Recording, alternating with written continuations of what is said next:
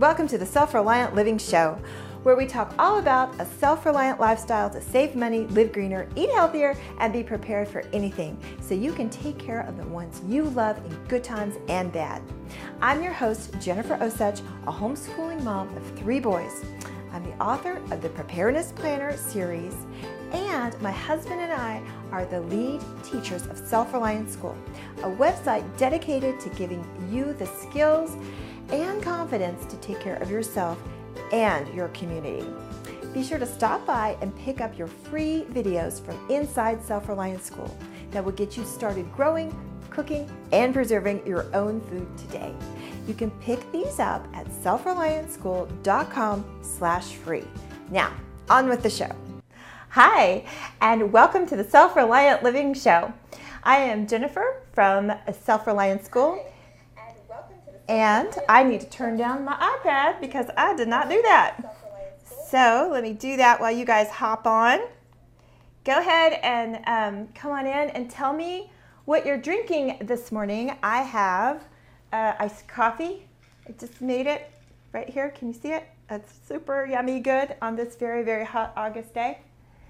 Now I'm just going to tell you guys some ways to watch this show if you're coming in from different places and you maybe want to switch for another show. Let me just tell you the different ways that you can watch this show. You can watch it on Facebook Live, and then you can also watch it on Periscope at Reliant Life is our at Reliant School is our handle on Periscope.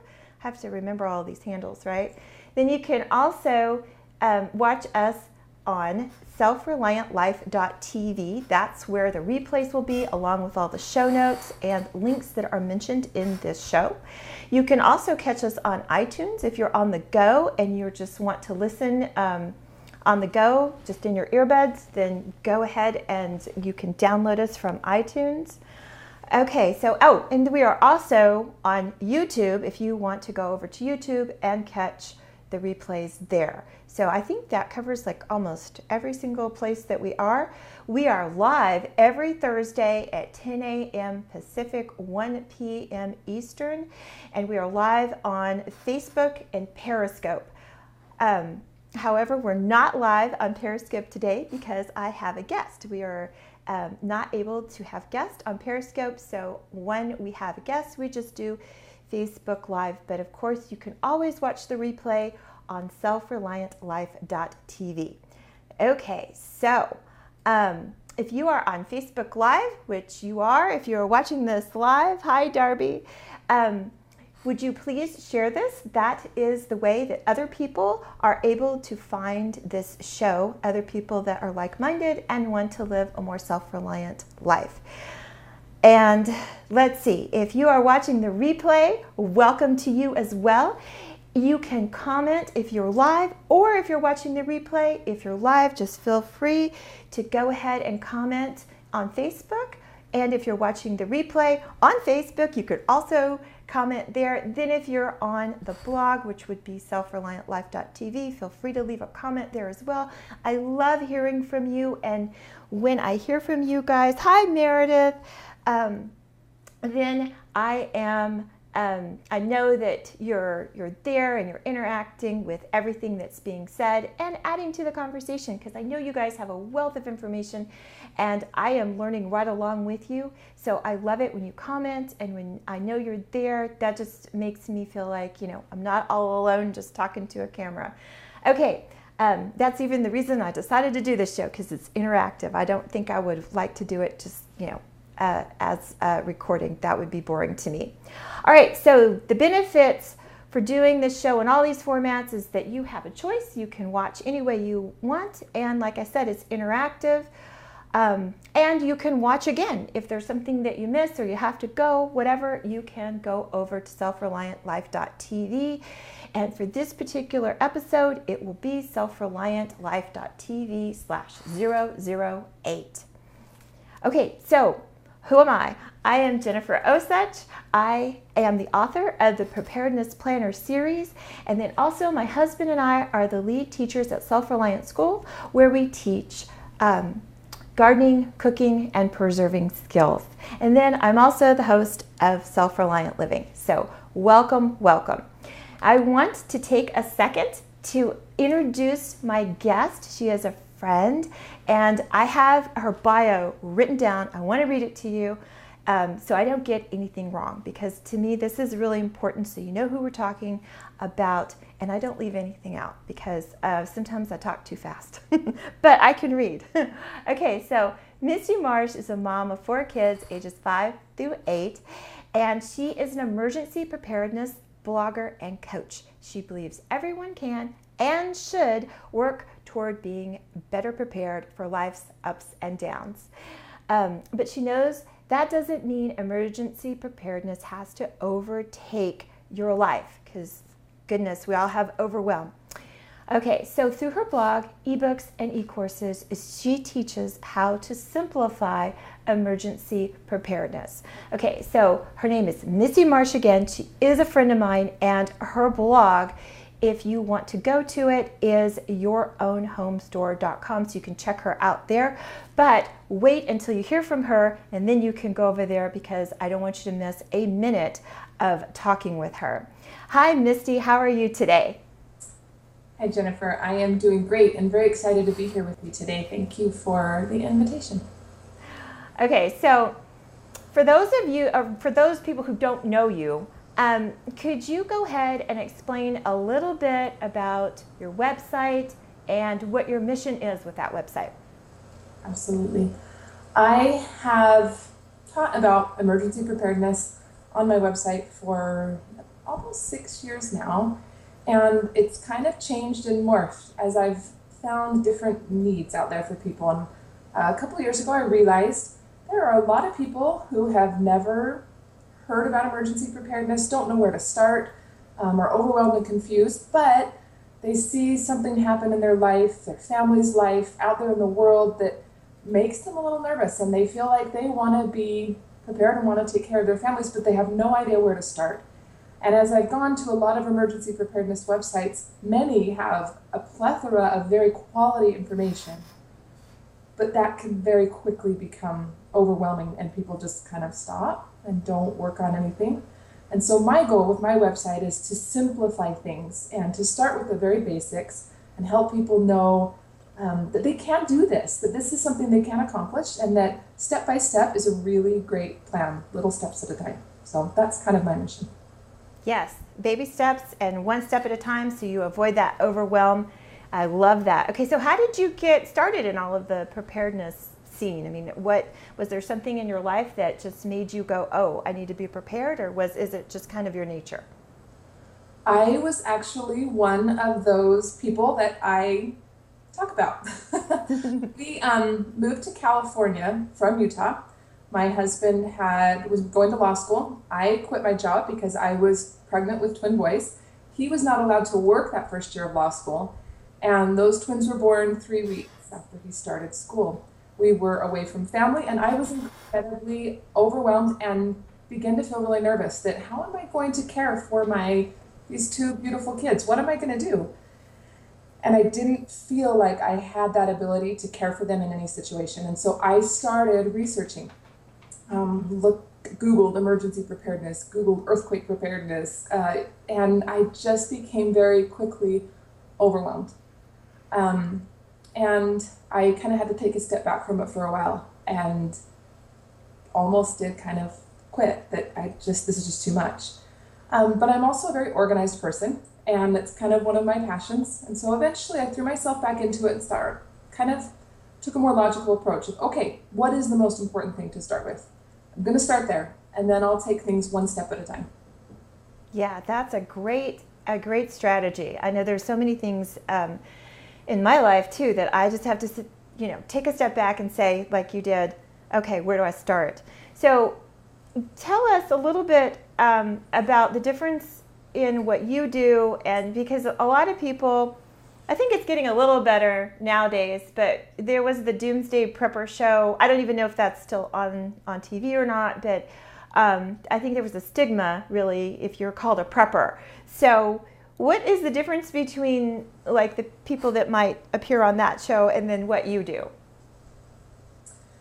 Um, like I mentioned, there is a lot of quality information out there, and I don't think that people who might, even if they call themselves or other people call them doomsday preppers, I don't necessarily think or feel that there's anything wrong with that, but I feel like it is very advanced. And when we take all of emergency preparedness and throw it into this doomsday prepper category, people can start to think, you're nuts, you're crazy, that's way overboard, and I don't want to get involved in that. That's not something I want to do. And so they stop preparing for even simple things that every family will very likely face, because they don't want to be kind of part of this stigma. Now, as I've watched, a lot of people kind of move through the basics, and then they gradually kind of graduate into things that they might have once thought are a little crazy or overwhelming. But because they've got a firm foundation, they feel more able to do some of those more advanced things, and they're not as scary any longer. So I start with that really basic. I don't think that these doomsday preppers are bad. But one other difference that is really key to me is that I don't motivate myself or others based on fear. I'm not afraid of life, and I know that bad things will happen. I accept that as a fact, that everybody has challenges in life. We all do. And I don't live in fear of those. I instead am motivated by a desire to care for the people that I love. And I believe very firmly, honestly, that God will help me through the hard things I'm going to face if I make an effort. And He may not take it away from me. He may just allow me to learn through it, but that I do have a part in that. I need to do something, even if I can't do everything. I love that philosophy. That's perfect. Wow. Okay, so then tell us, where should we start, and what kinds of things should we be prepared for? So could you put it like on a scale, like, all right, so we're going to start here and eventually we'll get where? So, what are the things that we need to be prepared for? This is one area that I feel like my philosophy or advice that I give people is fairly unique. Everybody's situation in life is different. And so I don't put out a list and, prepare for this first, prepare for this next, prepare for this last. But I do give 3 qualifiers. I say, number 1, you need to make a list of everything that could happen in your life. Sorry, we'll back up there. Make a list of all the bad things that could happen in your life, whether they're very little things or very big things. And then we're going to rate those things in 3 categories. How likely are they to happen? You know what? It's very likely that I am going to forget to thaw out the chicken for dinner. And can you excuse me for just one moment? Sure. I'm so sorry. That's okay. To help my kids for just a second. That's no problem. So while Misty is doing that, let me just talk a little bit more about that philosophy. I love that she is talking about not being motivated by fear, because I know that there's a lot of information out there. There's a lot of movies, there's a lot of books, and just because fear and drama and passion and all that make great storytelling, that doesn't necessarily mean that that's realistic or that's what's going to happen. So I love that philosophy of not being motivated by fear.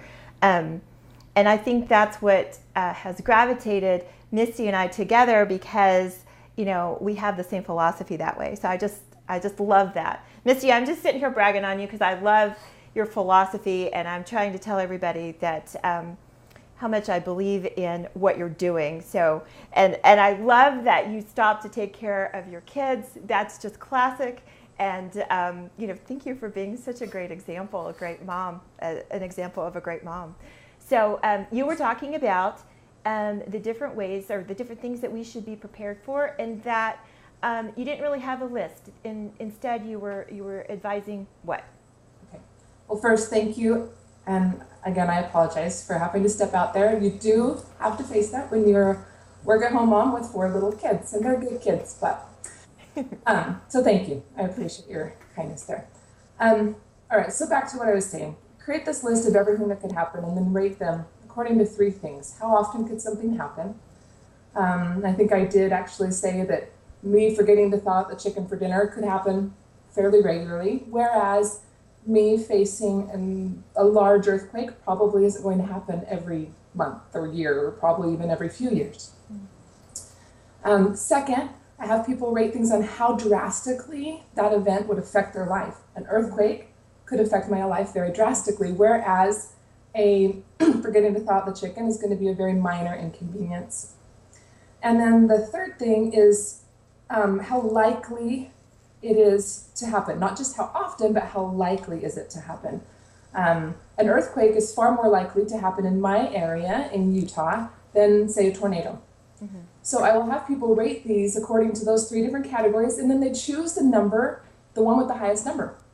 And sometimes that is something that you may not initially think of when you think of emergency preparedness. Maybe it's a flat tire because I commute every single day, and that would be a big inconvenience if I couldn't get to work. And I have people start there, because those are things that are going to bring them the greatest peace of mind and help them see that preparedness isn't just something that's out there. It's something it's a lifestyle that can help your life every single day. And when they're prepared for those 1 or 2 things that are most important to them, they're motivated to continue preparing for the others. In addition, they don't start preparing for a tornado if they live in Utah.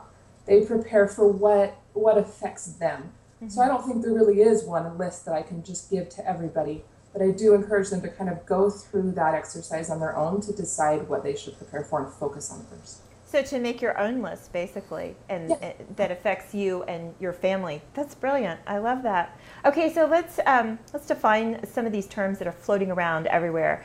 And one is, a big one is 72-hour kit. So what exactly is that, and what should go in it, and should you even have one? So what are your thoughts on that?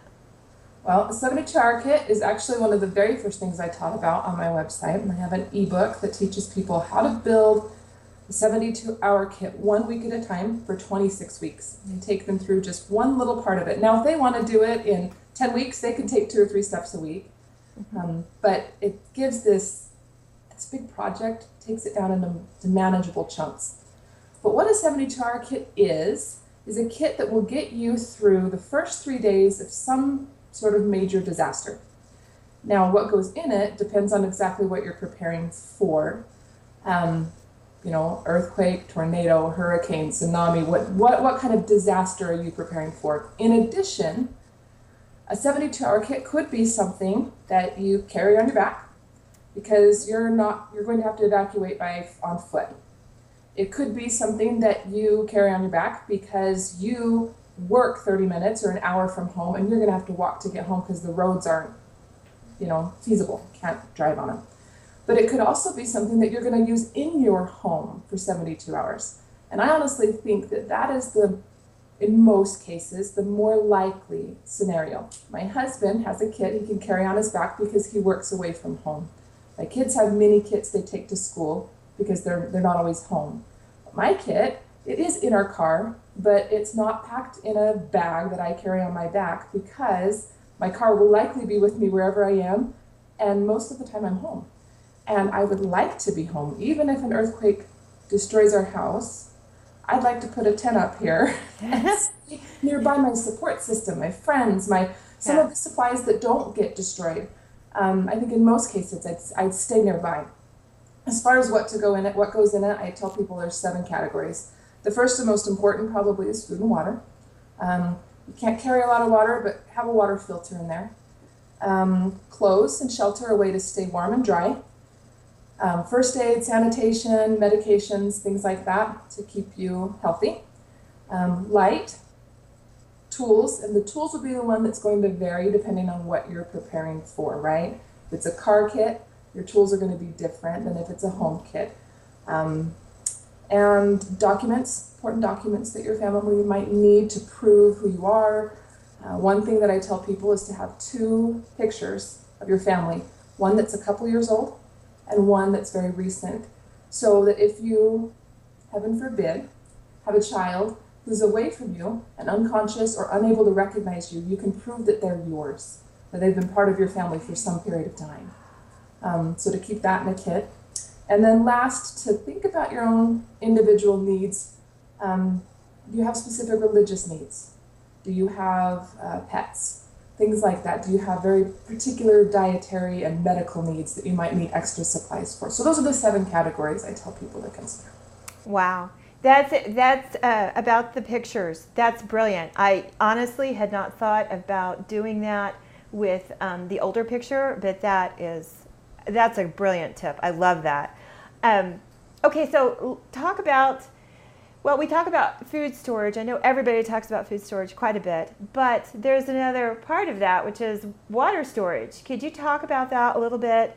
And, why is that important even to have water stored? Sure. Water storage back, 6 years ago when I was starting with this stuff, my boys are almost 9 now, so almost 9 years ago when I started with this, eventually that's what I decided to work on first. And my reasoning was I can live for a week or more without food. I can forage food. There's a lot of things out there I can eat, but I cannot survive without water for more than a few days. And so I decided that would be the most important thing for me to have first. Now, I didn't go out and buy a year's supply of water. I didn't go overboard, but that was my very first step because it is so essential to life. Not just for, yes, we need to drink it to stay alive, but also for sanitation purposes, for wounds cleaning. Water has so many purposes, and having clean water is absolutely essential to being able to survive those first few days, particularly if we're talking about natural disasters. It's also something that is often cut off. Earthquakes, tornadoes, any sort of natural disaster it's very possible it's going to cut off your water supply. Yeah. Did you have tips, or was that it? Can I answer? No, if you have, please do tell. Okay, so as far as tips goes, my 2 biggest ones would be to start small with water. It's very quick to become overwhelmed and think, I'm never going to have enough water. Very first goal, and it shouldn't be your end goal, but your first goal should be 1 gallon per person per day for 3 days. So there's 6 people in my family. That means each person needs 3 gallons, 1 per day for 3 days. So that's 18 gallons. That's my number 1 goal, is just to have 18 gallons of water. That is going to help us survive. But beyond that, then I would set sequential goals that, okay, now I want to have a week's supply. Now I want to have a week's supply that isn't just survival. I'd actually like to be able to do laundry. And now I like to have a couple weeks supply, and kind of intersperse that maybe with your food storage goals and your 72-hour kit goals, but kind of take it step by step so that you feel like you're accomplishing something along the way, and you're reaching kind of those mini goals. Yeah.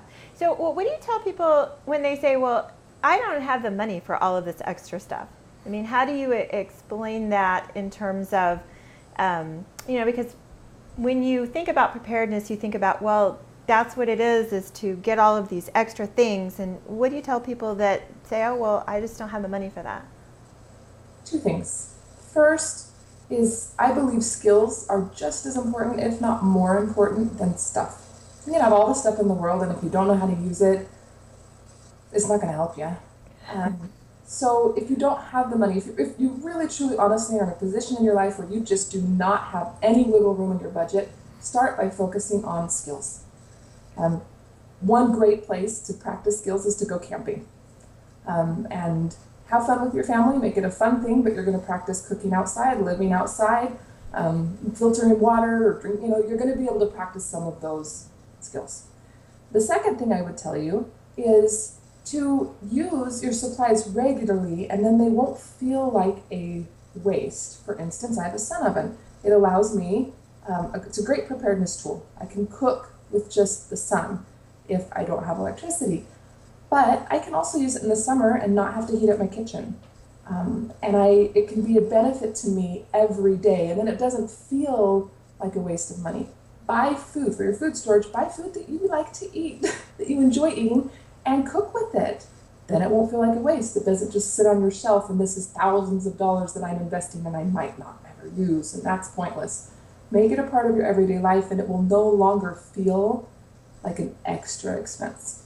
So like you were saying before, make it a lifestyle. Yeah. Yeah. Okay, so but if you had to pick one thing for preparedness, what would that one item be? I had to think about this for a bit. I think I would probably pick a water filter or purifier, because that is so essential, and water sources that are near us can become contaminated. Even the water that comes through our tap, just here in Utah, it's probably happened 8 or 9 times just this year in various cities where the water coming through your tap is contaminated. And Yeah. I feel like that is so essential. If I can have that water for a few days, I can figure out food. I can figure out the other things in that period of time, hopefully. I would want a water purifier. Yeah. Well, so let's talk a little bit about back to school. So, because that's a time, even if you homeschool, because there's activities and things that start up, but that's a time when your children are generally away from you for a good long time. So let's talk about the things that we could do this time of year for preparedness and back to school. Are there things that you can do to help your kids be safe when they are at school? I think the most important thing is to review or teach, if you haven't yet, what your kids need to do in an emergency, and practice. Help them practice those skills. It's something that I want my children to know. What do you do if there's an earthquake? Where do you go in your room? What happens when the earthquake's done? How do you find me? What are some meeting spots? Do you remember my phone number? My kids are young, so that's kind of the big one. Do you remember our address? And really talking to them about those skills and practicing it, going and dropping them off at school and saying, okay, I need you to get home, but you can't walk on this street. How are you going to do it? And making it kind of a game, a challenge for them, and not in a way that scares them, but just helping them to have that confidence that if something were to happen, they would know what to do. So first of all is reviewing skills and your family's emergency plan with your kids. And second is to have a small emergency kit for them. My school requires it, but not all schools do. And just have some water, a little bit of food, a whistle, a few little things, something that they like, like a little stuffed animal or a card game or something. So if they're waiting at school, they have something. Nothing crazy huge, but just a small kit for them, so that if it takes me a few hours, or them a few hours, for us to meet up, they have some supplies. That's a great idea. Yeah, and it doesn't have to take up a lot of room in their backpack or bag, just a little, even a compartment. You could put those things in a compartment in there. So that's great. What about college-bound kids? Because not every college-bound kid, but there are a lot of them that go quite a ways away from home to college. It's their first time away from home and all of that. What extra things would you recommend in terms of preparedness for them? I would make sure they had a full 72-hour kit. And whether that's one that they have on their back or they use at home, depends on what problems they might face in the area where they're going to college. But I would make certain that they had enough supplies to survive on their own for 3 days. Longer if you can do that. It's especially if it might take you more than 3 days to get to them or them to get to you. You want to make sure that they have the supplies they need. But in addition, I believe it comes back to those skills as well. We need to, if you don't have college-age kids yet, start preparing them now while they're teenagers and help them learn some skills so that they are confident to be able to take care of themselves and others. Teach them CPR, get them certified, help them learn first aid skills, various things like that, so that they can help both themselves and those around them. Wow, that's great. Yeah, I totally agree.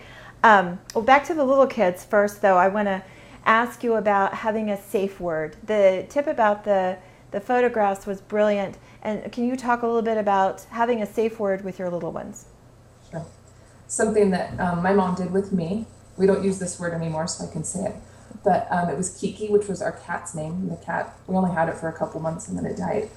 But that was still our safe word. And I remember as a child that brought me a lot of comfort. And I don't honestly remember ever actually using it. But the idea was that if my mom could not get to me or help me in any sort of a scary situation, that she would send someone else, or that someone else would come, and that the way that I would know that they were a safe person was that they would know this word. And so if someone ever said to me, I'm playing at the park, hey, come to my car and see my cute puppies, I could ask them, well, do you know our safe word? Do you know our word? And if they didn't, then I knew not to go with them. But if they did, I knew that that person was safe and I could get in their car and they would help me with whatever I needed. And like I said, I don't even ever remember using it, but I do remember that it brought me kind of a lot of just, okay, I don't have to worry so much about who's bad and who's good and who's safe and who's not and who's tricky and who's not. And because I think sometimes there's danger in telling our children to stay away from strangers. Mm-hmm. Because sometimes strangers are good people. And so for my kids, we have two things. We have a safe word. Mm-hmm. We also, I will tell them that if for any reason they lose me in a mall, safe word's probably not going to work there, but I will tell them, find a mom who has children with her. That 99% of the time, that is going to be a safe person. Yeah. Yeah, that's great. Wow. Well, I am trying to keep this show at 30 minutes. I haven't been able to do it yet, and I'm still past the 30 minutes, but I just love talking to you so much. You have such great advice. Can you tell us a little bit about your 10-minute preparedness challenges? Because I would really love everybody to know about those. Sure. This was an idea I had that kind of goes along with the simplifying preparedness and making it feel doable for people. And they're just challenges, and I call them 10-minute challenges. Some might take a little longer, 20 or 30 minutes. But most of them fit in that 10-minute time frame, that if you can find 10 minutes this week, you can pick a project, do it, and know that you've made a baby step forward in your family's preparedness. And so for an example, go print 5 recipes. That's it. Because what if the power's out and you don't have any recipes and you're not one of those people who can cook from memory? Well, great. A power outage is really common, honestly. It happens even when there's not big disasters. So there you have 5 recipes, and it took you less than 10 minutes to do it. So it's projects of that type that are really simple and easy, that make you just kind of, okay, I did something. Yeah, that's great. Okay, but I also want to talk about your classes, because you have some classes that totally take all of this overwhelm out of preparedness. So could you tell us a little bit about those? Sure. I do have a class that's called the Simply Prepared eCourse, and I just finished writing it in March and released it for the first time, and we just had our first class go through. And it's 12 modules and 26 lessons within those modules that take people through that step-by-step process that I eventually created for my family, starting with organization and then water, and moving on up that kind of what I feel like is a prioritized way to work on preparedness instead of just a scatterbrained, I'm going to do this and then this. And so it helps people kind of take one step at a time and work through it. And the lessons are available in video, audio, printable, so people can listen to them on the way to work or read them in the bathtub or watch them if that is what works for them. And it's been very successful. People have really liked having a step-by-step plan that they don't have to go figure out and Google and guess. And I imagine it's very comforting to have that, so that, you know, they don't have the overwhelm like you were talking about, but just that they have that and they can take it step by step, day by day, and they don't have to figure it all out on their own. Yeah, that's the goal. Yeah. It has done that for quite a few people. They just feel a little bit more secure, and it allows them to take it kind of at their own pace too. Yes, that's important. They can do 1 module per month and yeah. So That's great. Well, I sent out an email this morning, and I told everybody that you were going to tell us what a BOB and a EDC is. So could you tell us what those things are? So a BOB stands for a bug out bag. And the idea behind that is that if you actually have to leave your home, it's a 72-hour kit basically that you carry on your back. If you have to leave your home, and I guess it could be in car if you're able to leave by car, but you should be prepared to carry it if you need to. So it's this idea that you're bugging out, you're going away from your home, out somewhere else, and you might have, hopefully you have, a prepared place, whether that's a sibling's home, a parent's home, a friend's home, or a second home of your own. You have somewhere else to go, and it's a kit that you're taking with you. An EDC is an everyday carry, what that stands for. And it's the same idea. It's kind of the same categories I talked about, but it's just on a very, very, very small scale. What are the absolute essentials that you need? And for me, that's kind of changed. I used to carry wipes and diapers. That's my EDC because I needed them every day, and I no longer have to. But you think about those things that you might need both in mini emergencies and large emergencies, and you carry those in your purse or on yourself somewhere. A cell phone could be part of an EDC, and so it could be very small up to larger, just depending on what you're trying to prepare for. Yeah. Wow. Great. Well, thank you. Because like I said, I told everybody we would define those terms because I know, like you were saying earlier, a lot of these things just get thrown around, and half of us know what they are and the other half don't, and we get overwhelmed. And so thank you for enlightening us there. I want to say hi to everybody who's commenting. They're just saying hi and thank you. So thank you, Misty. Thank you so much for being here. If you would like to know more about Misty's classes, then you can go to yourownhomestore.com. If you enter your email at the top of her site, she will get you weekly preparedness tips and printables. So if you just go right to the homepage, it's right there at the top. And you will be able to get a 15-page printable grab and go binder. So thank you so much, Misty, for joining us today. You're very welcome. Thank you for having me, Jennifer. It's been a pleasure.